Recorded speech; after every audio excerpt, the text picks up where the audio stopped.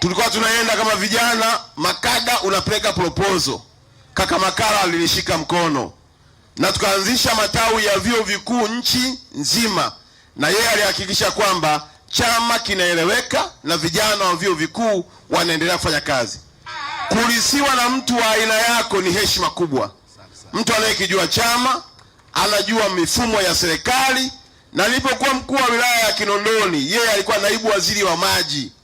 Chini yake tulikamata wezi wa maji na mita nyingi sana, tukienda mtaa kwa mtaa. Kwa mimi ni furaha tu kumuona kaka anachapa kazi, anakata upepo. Nimekuona huko Simiyu, huko Mwanza, huko wapi. Tunakuombea afya njema kaka yangu, uendelee kuifanya kazi hii. Na tuliwaona wanamvomero wakikulilia kwamba urudi, lakini kwa mapenzi makubwa ulionayo na heshima kwa Daktari Samia ukawaambia niachieni nimsaidie mama yetu na mwenyekiti wetu wa chama tumalize uchaguzi 2025. Mheshimiwa Mwenyezi, la mwisho, tumeandaa maonyesho ya sekta ya utalii. Tuna makampuni zaidi ya 500 na tuna nchi zaidi ya 52 zimekuja hapa Arusha kuona Daktari Samia kafanya nini kwenye sekta ya utalii. Na mgeni rasmi ni naibu waziri mkuu.